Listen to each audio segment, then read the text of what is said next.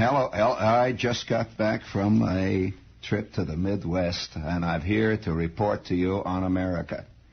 Yes, all the way out there to that great inverted bowl of midnight, that vast inverted teacup of pea soup called America, the Midwest, the bowl of it all. Oh.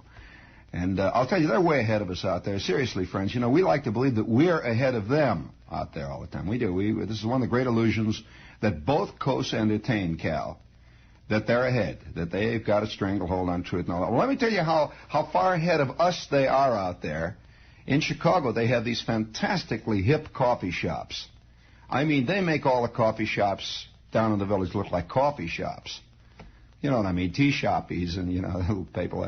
They really have hip coffee shops. In fact, I went into one hip coffee shop on Wells Street last night in Chicago. It's in their version of the village down there. You know, I always feel like going into the coffee shops there, you know, and hollering, "I'm from the home office."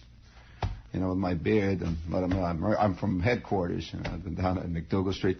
Well, nevertheless, a report from the Capitol. But, I mean, it's a very hip coffee shop. And I'm sitting there, I'm knocking down the espresso, you know, the guys are up there playing the banjos and hollering, and the smoke is swirling. And all the guys from Kenosha are in, and, you know, they're really making the scene big, and all the guys from Appleton are there. And a couple of guys from Milwaukee, and, you know, they're really the great pilgrims on the road to truth. And I'm in this hip coffee shop, and I got to go to John, see? So I go back, and it's the first coffee shop, it's the first place in the world that I ever saw that had 3 doors. One marked men, one marked women, and the other one marked them. Come on, man, what are you waiting for? What am I going to do? Going to play it? All right, there we go. Right out loud, I said, watch for it quick. Women, men, and them. No, what happened there? It cut off. They're one of the first ones I ever saw that really came right out and said it. You know, like, by George. And it's funny part. It was the only place where there was a line. That door there. Well, of course, you see they're way ahead of us out there a lot of ways. And I'll tell you, I say it does you good to get outside of New York once and just get out there on the road. Really hit the road.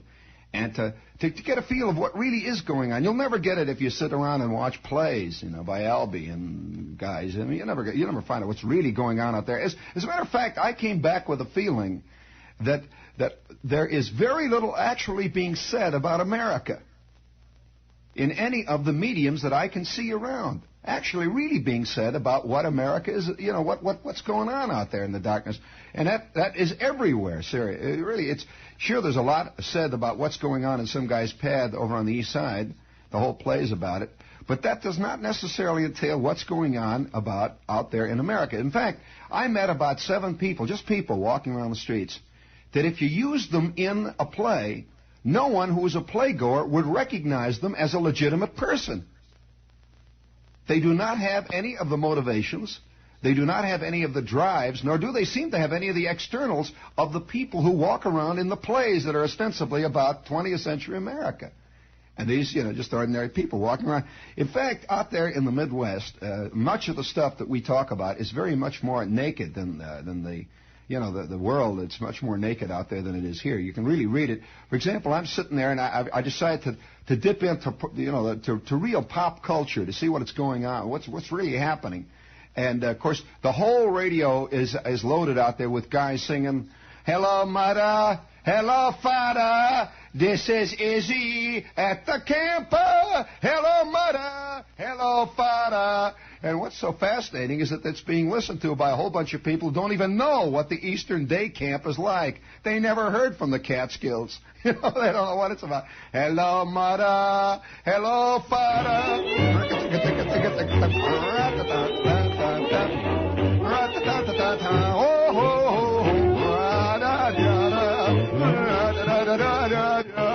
All together. No, don't keep cutting it off. Every time I wave my hand, you just keep it in. Hey. Give up. Stop. I'll tell you what. We get our signal straight. When I go like this, hey, watch. When I go like this, that means cut it. When I go like that, that means bring it up higher, louder. Just keep it in there, see? Okay, all right, all set. It doesn't matter. It's radio, for crying out loud. We don't worry about the big things like TV. Hello, mother. Hello, father. Oh, I talk about folklore. The thing is the nuttiness is spreading in our land by leaps and bounds, great gigantic strides, everywhere you go. I got on this plane. You see, I have to make a hurried trip. There was an illness in the family, so I have to leap into this plane and go all the way on out and back again. And I try to get a seat on the plane. And the only thing, it seems that every time you're really in a hurry, the only kind of seat you can get is the champagne red carpet flight. All the others are all booked up. And so 5 minutes later, I find myself going in through a chute, great big tube. You know, you don't walk into airplanes anymore. They inject you into them. The airplane is mainlining people. And, they inject you right into the airplane. You don't even see the plane. I guess they figure if you don't see the airplane, you won't chicken out. And, you just walk right out of the big building with the air conditioning. The music plays in the tube that they inject you into the plane in, and you just sort of keep right on walking. It's like you're in a big tunnel leading from the Time Life building right to Chicago. And all the while, music accompanies you. You never know you're really on a plane. So I go into this plane, and I'm not on the plane 30 seconds. The plane goes down the runway. There's a fantastic swoosh, and we blow off both the covers off the engine.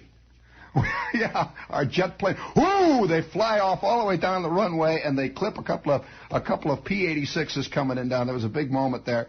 And we stop, and the pilot gets on. It was one of the very few times I've ever had any genuine realism come on an airplane. You know, usually it is covered up by all kinds of public relations. But I suspect the day's going to come when every airplane carries aboard a licensed uniformed PR man, who, in case the plane is crashing, will get on the monitor system. He'll get on the PA system and tell you, well, ladies and gentlemen, in keeping with our red carpet service, Crunch Straw Airlines now escorts you to heaven. That this is one of our little additional extras which we have not told you about, that many of you people have wondered about how your manner of death will be. Hardly any of you thought that it would be so exciting. On the way down, we will be serving drinks in the lounge. There will be available for those of you who wish to make the last rites. We have denominational ministers, priests, and rabbis available in the back room there next to the stewardesses. And now, folks, as you'll notice on the way down, you'll notice how the wings out there make that beautiful pattern against the sky. You notice that big one just peeling off now. Well, now, for those of you who wish to take pictures of it, cut. For those of you who wish to take pictures of it, the lounge is now open. Pictures of the crash will be available for guests. All right, just So then it's no problem at all, you know, if you wish to, I suspect, you know, that the day, and here's what happened. The guy says, ladies and gentlemen, this is the captain. We have just experienced difficulty with the linkage system in our turboprop reversal system there. We have just blown the covers off the port motors that you'll notice on the outfront. He's telling us what's wrong. You'll notice we have just blown the covers off the two starboard engines out near the wing tip. Now, this linkage system is very vital to the operation of the plane. We will see if we can get it going. And in the meantime, we suggest you sit down and enjoy yourself, listen to the music, and while we're working on the two starboard port motors there with the reversible prop turbojets, with the linkage, it just went bad and blew the covers 4,000 miles out into Queens, we will sit here and enjoy the music system, and also free lunch is now being served. Well, with that, two mechanics suddenly start banging on it out there. We're looking out, and the guys are trying to eat the braised beef as though nothing's happening, see? They're fooling around. Then they back away from it, and they start the engines again. Whoa! Two covers fly this time in the direction of Babylon. The pilot gets on and says, there will be a brief pause now while we again examine the linkage system in our beautiful new craft. Our craft, which, as you know, is one of the most modern of all airplanes. There you go. The thing about it was he was telling us the real technical dope. Well, we're sitting around, and finally they transfer me to another plane, and by now my senses are all alert. I am ready for almost anything which is about to occur. And I'm not in the plane, and this is before we do this story here, because this is a rather involved one, I must speak, oh boy, speaking of PR jobs, this is WOR AM and FM New York, and this is the friendly station, and for those of you who really are worried, this is the station that worries for you. And, yes, we've got several very cute people coming in. What is the name of those people? Peter Lindhazer and Mary Healy, or is it Mary Lindhaze and Peter Healy? Very confusing. Those people are very hard to tell apart. Peter Lindhaze and Mary Healy, they've got very bright, shiny white teeth, and they grin better than anybody. They're very good. And they come on every morning now on WOR at 9:15. That's real important stuff. Well, getting back to other less important things, I get on this airplane, you see, and traveling on an airplane in America, of course, I think is a very significant thing in this day and age. This is a jet age. It's an age where things are happening in a tremendously fast way. Things are moving so rapidly that one has to keep a pulse. Or is it a finger on the pulse, or is it a pulse on the finger? You've got to keep in touch. You've got to really look at it to see it, because it's moving so fast sometimes it's just a blur. Well, I get on the plane, and I'm not on the plane 30 seconds. The plane is taking off, and now we're high up over, I guess it was a big chunk of land there, and we're at 37,000 feet, and the captain comes on the phone, and he says, once again, he said, this is your captain speaking. We are now at our cruising altitude of 3,795 feet. Our plane is traveling at 610 miles an hour. We have a beautiful tailwind there of 4,000 knots. The outside temperature is minus 60 degrees. The sun is shining. We should have a very good flight all the way to Chicago. We'll be there in about 4 minutes. So those of you who find time hanging heavy on your hands, ask the stewardess. She'll entertain you. She has books there, important books like Reader's Digest, of which, by the way, the lead article was, I lost my entire family in the airplane crash. And then I discovered true happiness. And he said, and thank you very much. If you have any questions, please ask your stewardess, and she will relay them on to us up here in the front. Goodbye. And it goes off. While I'm sitting there, and the plane is way up there, and we're sort of sealed in, a little tiny microcosm of American culture, with a K there. And we're sealed in there, and I'm up in the champagne flight section, and they immediately start plying me with champagne. And the red carpet is all rolled out there, and they're bringing me all kinds of stuff, which if my mother knew I'm eating, she would really think that I've gone to hell. And yes, I'm eating this stuff. And we're not, maybe 5 or 6 minutes past that moment, when suddenly behind me I hear, and it's the first time I've heard anything like this in a jet plane. You see, I'm up there, sitting there strapped in yet. I'm one of these guys who wears his safety belt all the way. I never take my belt off, even when I'm eating the caviar. I always figure somehow I'm helping the captain if I keep my belt on. Well, I got my belt on, and I'm sitting there eating the caviar and slumping down the champagne. When I hear behind me, believe it or not, I hear this guy strumming his guitar. I'm in the champagne section of the jet plane. Doing, doing, doing, doing, doing. And then I hear this heartbroken voice. It's the voice of America singing, how many roads must a man walk down before they call him a man? It echoes throughout the cabin there, and the sound of the champagne glasses are clinking all around us, and the sound of the caviar being sloughed can be heard all around us. And I hear this tortured voice, how many roads must a man walk down before they call him a man? How many seas must a white dove sail before she sleeps in the sand? The answer, my friend, is blowing in the wind. The answer is blowing in the wind. Well, I figure, for crying out loud, a lonesome traveler on the jet 707 on its way to Chicago in the champagne cocktail section. And I turn around, and here's this angry, beat-looking kid sitting there with his battered guitar case. This angry, beat-looking kid, you know, the kind that got vaguely all tanned from Fire Island, where the pilgrimage is at its greatest bit, you know. And he's vaguely tanned, and he's wearing a torn pair of Levi's, very carefully torn in all the right places. It cost his old man $70 for that pair of Levi's. They're all torn and all faded and worn, you know, like they've been worn building the Union Pacific fighting the terrible seas of depression, scrabbling out of the sand a hard piece of bread for a poor honest man just to living in his land, just to try to love and just to try to understand and try to live with his fellas. A poor old white dove a-sailing and a-sailing. How many roads must a man walk down before they call him a man? And this guy's singing out there, and the tears are just a-streaming down between the champagne glasses. How many seas going must the white dove sail before she sleeps in the sand? The answer, my friend, is blowing in the wind. The answer is blowing in the wind. Well, it's echoing out there throughout the Champagne section. There wasn't a dry eye.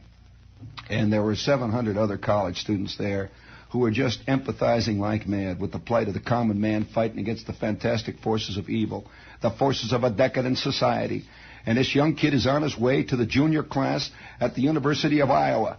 All the way Jep, all the way Champagne flight, all the way it's been all of his life. How many roads must a man walk down before they call him a man? How many seas must the white dove sail before she sleeps in the sand? Oh, the answer, my friend, is blowing in the wind.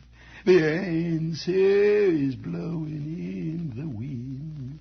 He sat there, tears are coursing down those rough-hewn, hardened, tanned cheeks of his, hardened from so many weeks out on Fire Island, so many weeks out on Cape Cod, so many hard, terrible, awful, scrabbling weeks at Bar Harbor.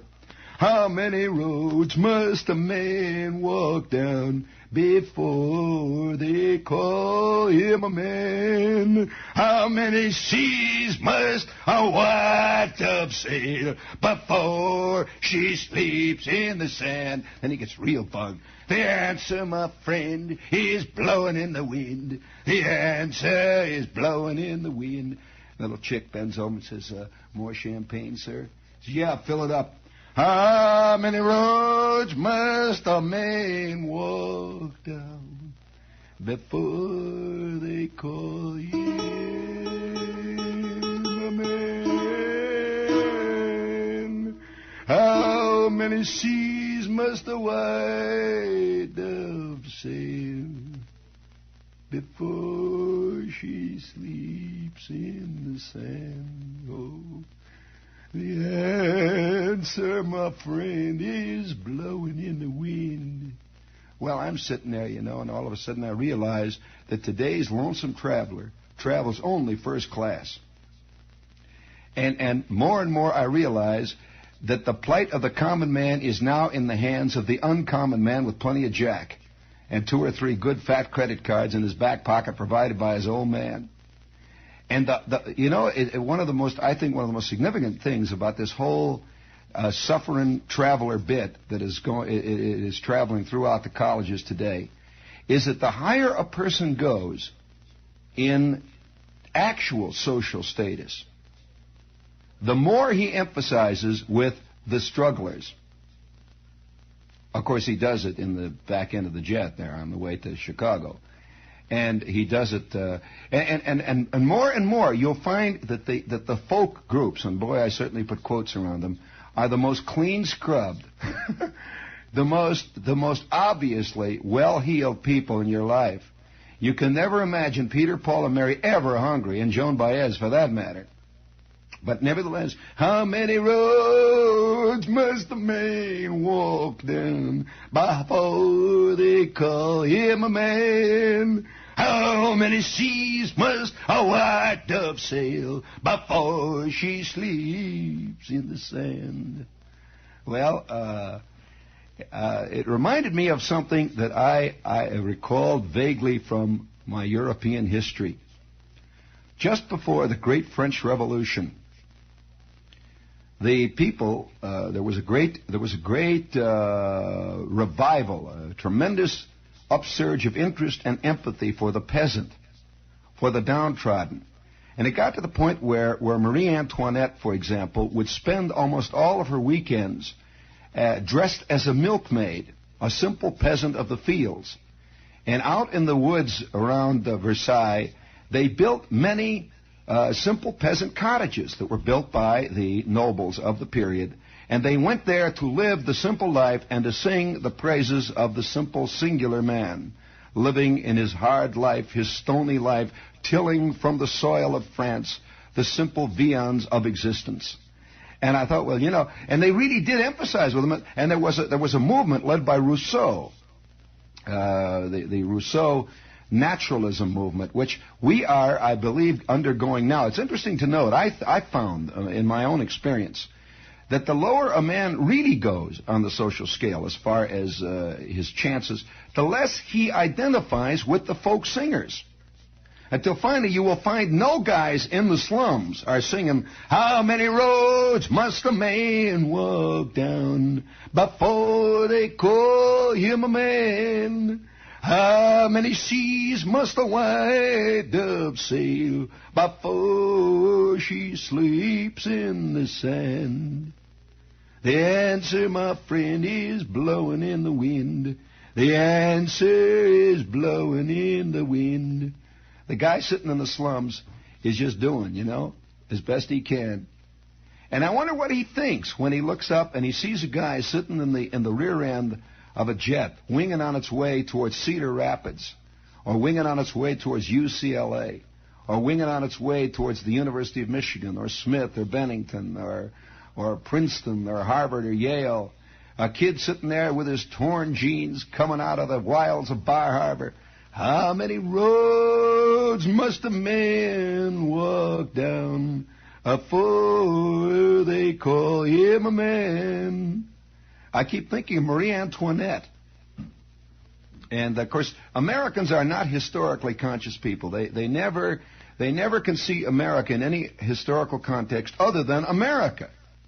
They do not realize that the history of foreign countries is also the history of man in action. And you cannot say, well, that was France. No, those were people. And those were people at a certain point in their history when certain things had happened. Certain inexplicable things, but not really. Just certain things that happen in any society at a certain point in that society's existence, where the life became so unreal to so many people that they began to long hungrily for the life that they considered real, the life of the men who are tilling the soil or fighting the battle, fighting the elements. And most of the kids that are singing these, as an interesting point I've noticed, are inveterate cab riders. I'll tell you, they'll sing, I'm a lonesome, lonesome traveler along the hard, rocky road of life, sitting in the back seat of a yellow cab. He's a lonesome, lonesome yellow cab rider, traveling on the old man's diner's club car. It's a hard, hard road to hoe, a hard road. Yeah, that's a giant thing. And have you ever seen a more clean-limbed, obviously well-fed crew than the Kingston Trio? Fighting that good fight. Yeah, we're just little simple men. We're fighting against the force of evil, that terrible society. How many roads must a man walk down? And it's got to all be done in a kind of tongue-in-cheek, funny way. Because if anybody ever starts singing this stuff the way it really is, a lot of people are going to stop drinking their drinks, and a lot of young guys are going to start worrying. And so it all has to be done with this kind of talk. You know, it's a kind of college syndrome where everything is approached in an academic way, even suffering, particularly suffering. And so you develop this college quaver. There's this kind of ecclesiastical zeal about all of the so-called folk groups, which really are, in a sense, a kind of neo-Andrew Sisters organizations. Instead of roll out the barrel, they're singing, how many roads must a man walk down before they call him a man? Today, if you get together four guys and you work up a good vaudeville act, all you got to do is say freedom fast enough and you become significant. And you become very, very highly controversial, except that you're never controversial, of course. And that is part of this neo-Rousseauian romanticist movement. It's that hardly any of the groups actually come out of the suffering classes. In fact, I don't know of any. I really don't know of any. Certainly if they have, they haven't made it. Don't bring me the Clancy brothers, Dad. Oh boy, that really is one of the more, I think, one of the more intriguing aspects of this whole general thing. Part of it, of course, is that, and of course you're going to hear people say, well, that's not, you're being unfair that they're bringing the problem to the people. At least they're doing that. No, I say no. They're reducing the problem to entertainment. They're making the problem entertaining. And so when a man, quote, is involved in the problem, or a girl, quote, I'll never forget, one of the folk singers going out to Forest Hills and drawing 18 billion people out there at about $5 a head and pretending to be a social fighter for good, you know. That's an interesting kind of fighting. I like that kind of fighting. That's the kind I like to get involved in, you know, where there's plenty of B.O., and you get reviewed by Variety, and you get recorded, and there's plenty of B.O. there, too, all the way up and down the line. And it winds up a really, I think, in a way, a kind of dynamic sort of decadence. When genuine problems are made into bits and are acted out by people to whom those problems have always been only very, very abstract things. One of the reasons this is so is because everybody, when he's an adolescent or when he's a kid of any kind, whether he's a 50-year-old kid or not, anybody who is speaking of Bertrand Russell, but whenever you're an adolescent, when you're an in-between, you're having trouble. You're in between one kind of life and another. When you're in transit, you have a tendency to confuse your own problems, like the kid's old man wouldn't give him a Thunderbird, and the kid's old man just doesn't understand. You have a tendency to confuse your problems with suffering humanity. And as long as you feel that you can identify with the underdog, because your old man, the chicks don't dig you. You know, you're 9 years old and the chicks never dug you. They never dug you at all because you're short and skinny, you know, and you got big fat glasses, and for some reason or other the chicks don't dig you. So by George, by the time you're 15, you're either a hip comic lashing out at rotten decadent society, or you're sitting on the back end of a plane on your way to your social studies classes singing, "How many roads must a man walk down before they call him a man? Oh, how many seas must a white dove sail before she sleeps in the wind? The answer, my friend, is blowing in the wind. The answer is blowing in the wind." Yeah. And you find angry. Sure, they're calling up angry. Whenever you touch the nerve, they're always angry. But I'm a little worried about people who make of reality a showbiz gambit. Hey, Charlie! Hey, Charlie! Oh, boy, when you hear this one. Hey, Charlie, sing that great one about the lynching. Yeah, that's a terrific one. Yeah, about the lynching, yeah. Oh, it was a cold and stormy Saturday night, and they chased me down to the tracks. They had in their hands a great big rope, and they weren't going to let me go back. Yeah, sing that wonderful one about the beating in the darkness with the feathers and the rope. Okay. And it goes on and on and on. You wonder where this is going to stop. Not that it's a problem, I believe, of false empathy. It's not a problem of empathy. I'm not arguing with people who believe in the fantastic struggles going on, but I wonder how many of them do, really. I'm curious. I wonder how many of them would give up their champagne flights. You know? I wonder how many of them would give up those gigantic box offices at those places where they sing their hard-hitting, beautifully delineated pleas for tolerance and simplicity and poverty. I'm not so sure. Well, of course, then they would say, well, I've got this rotten agent. You know, what can I do about it? I'd love to see your organization, but For crying out loud, I got this agent. He just won't let me do nothing. And I'll tell you, you just send us a letter about it. And, well, if you give us a very decent guarantee, I'll be there. I'd love to sing that one.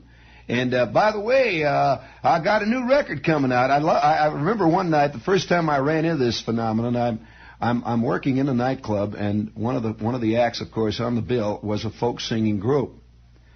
And, of course, they were all simple wayfaring travelers, traveling on this hard, rocky road of life. And the gambit was always this kind of thing. In a darkened light, the man looking out into the darkness there. And, of course, this was back in the days before any of you had even dug folk music, I hate to tell you, some time ago. And so he would look out into the darkness, he'd look around there, and he'd go, this is one of the gambits, by the way, to tune your guitar in front of the audience, which makes it seem like you're just one of the boys sitting there, doing, you talk to each other, you see, C minor, Now I would like to sing a song of social protest, friends. I'd like to sing a song that kind of tells us how it is and what we feel. Then a long silence. How many roads must a man walk down before they call him a man? Oh, by the way, folks, this wonderful social protest tune is available on our new record called Damn It to Hell. It's a wonderful record that we've just turned out, and for all of you folks that would like to pick up this record, it's on the protest label number 142, and it's called Damn It to Hell, a brand new record of the Lonesome Traveler 4. And now let's get on with the second verse. How many seas must a white dove sail before she sleeps in the sand-hidden sand? C minor, man. Okay, all right. You know how Juck is. It's just a damn radiator here. The answer, my friend, is blowing in the wind. The answer is blowing in the wind. And now we'd like to turn our attention again to another phase of the social protest movement, friends. By the way, our record album, for those of you that miss it in the back, I noticed there was a waiter passing by there. The album is called Damn It to Hell. And it's done by the Lonesome Weary Traveler 4. And the title of it actually was recorded at the University of Syracuse, called the Lonesome Weary Traveler Syracuse 4 at Syracuse in a big hootenanny. And it's very hard-hitting stuff. And we're now going to sing another one here called That Rotten Old Lynching Gang. All righty, now let's go. Why don't you all join in the back there? All you kids out in the back, you join in. Now let's sing that wonderful old lynching bee song that tells how it really is. Oh, they're coming after me tonight with a rope. They're coming after me tonight with the tar. They're coming after me tonight with the feathers. And they ain't gonna quit till I'm hung. Oh, they ain't gonna quit till I'm hung. Shake-a-ling, shake-a-ling, shake-a-ling, shake-a-ling, wow. I know this song don't mean a thing. Oh, that song don't mean a thing. Boodle-lam, boodle-lam, boodle-lam now. Oh, boodle-lam, boodle-lam, boodle-lam, boodle-lam now. Rooty-tooty-too.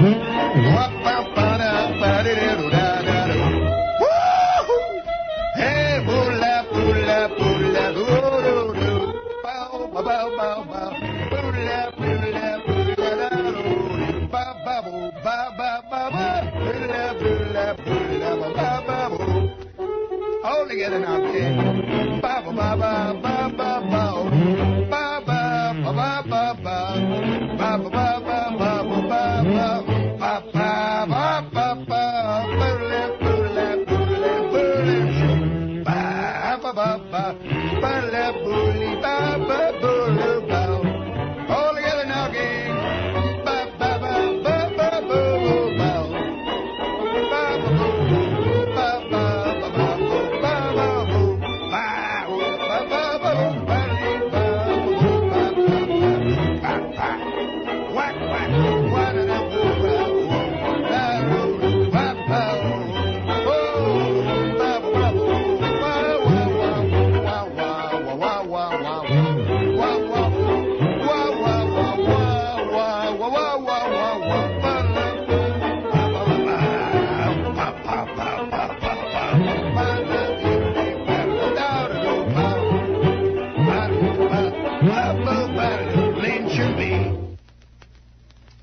very good song. Now I'd like to go on and sing another one fine old tune that has come out of the mountains of Virginia, and it goes all the way back into the early... By the way, this is...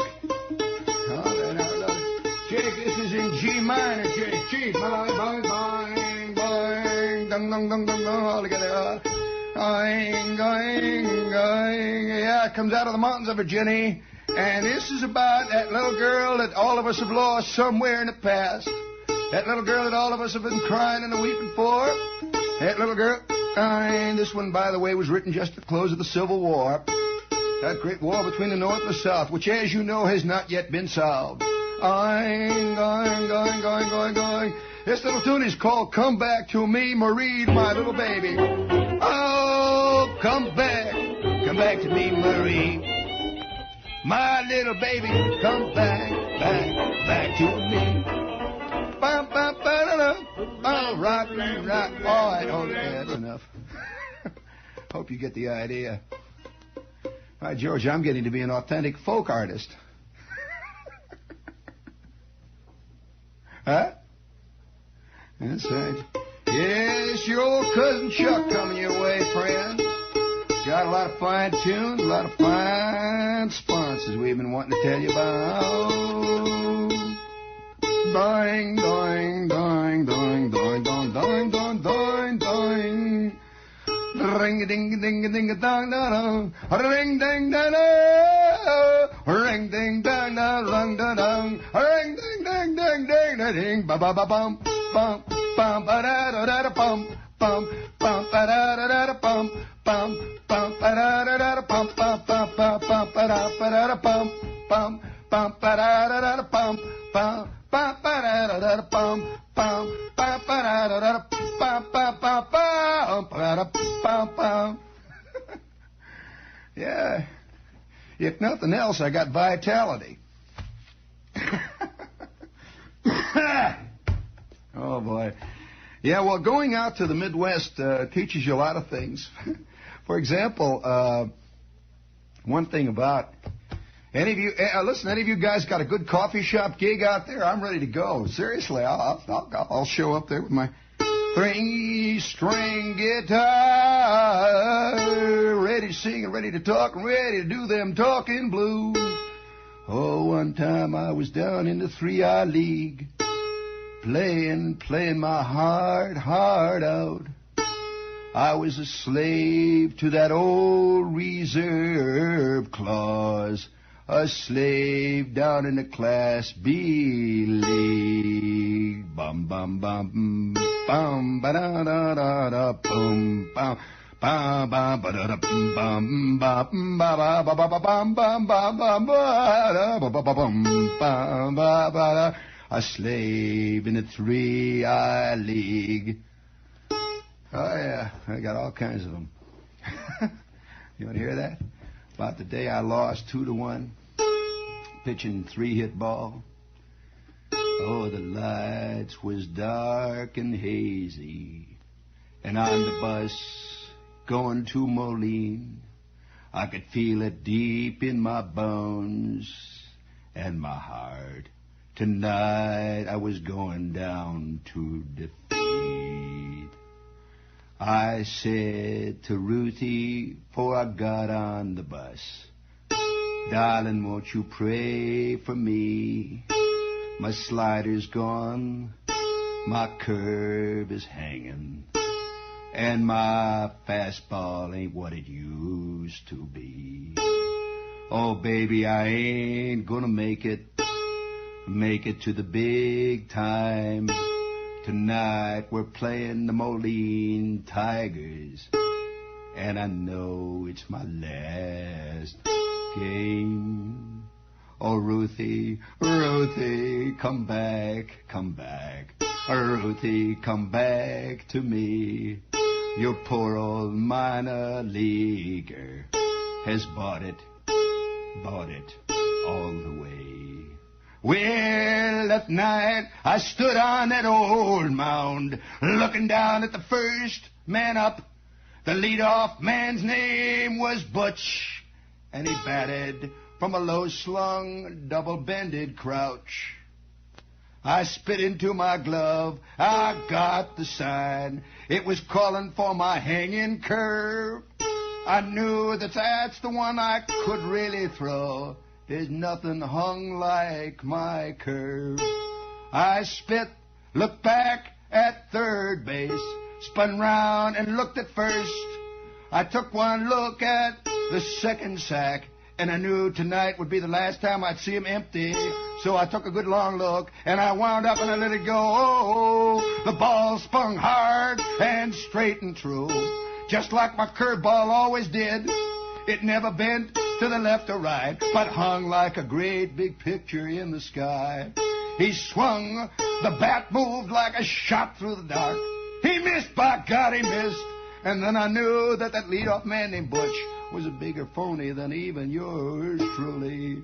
Well, I started to work on the second man up. The second man's name was Stan. He took one look at my slider man and knew he'd come to dinner. And they were serving up big fat turkeys, big fat thick greasy ham sandwiches, and lovely mince pie. His Louisville slugger moved like a shot in the dark. Oh, man, off the scoreboard that ball did bounce.